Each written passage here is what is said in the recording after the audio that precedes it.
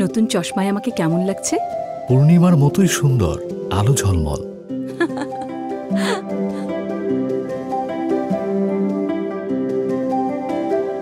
কিন্তু পূর্ণিমা কি সবসময় থাকে?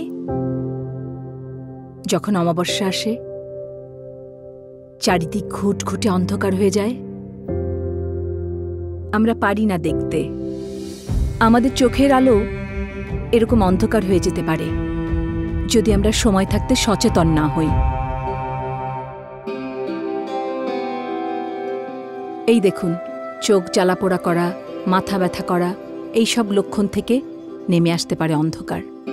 আবার অন্ধকারের শুরুটা হতে পারে চোখে ঝাপসা দেখা থেকে। কখনো কখনো দেখা যায় শিশুরা ক্লাসে বোর্ডের লেখা পড়তে পারে না, ঝাপসা দেখে। আজকে না আমাদের তোমার চোখ পরীক্ষা করানো উচিত।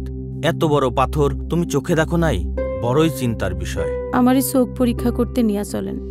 হ্যাঁ, নিয়মিত চোখ পরীক্ষা করানোই পারে পূর্ণিমার আলোর মতো চোখের আলো বজায় রাখতে আর অমাবস্যার অন্ধকার থেকে আমাদের বাঁচাতে।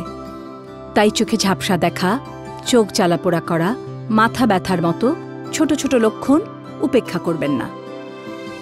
ও আরেকটা কথা, যে কোনো বয়সে যে কোনো পেশার মানুষেরই চোখের সমস্যা দেখা দিতে পারে।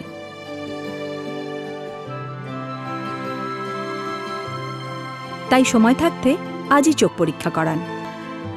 এই চিহ্নযুক্ত সরকারি বেসরকারি ভিশন সেন্টার, চক্ষু হাসপাতাল, ফার্মেসি এইসব স্থানে স্বাস্থ্যকর্মীগণ ফ্রি চোখ পরীক্ষা করে থাকেন।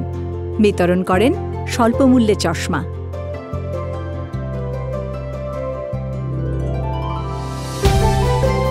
চোখ দেখাই জীবন থেকে অমাবস্যার অন্ধকার দূর করে বাঁচি আলো ভরা পূর্ণিমায়।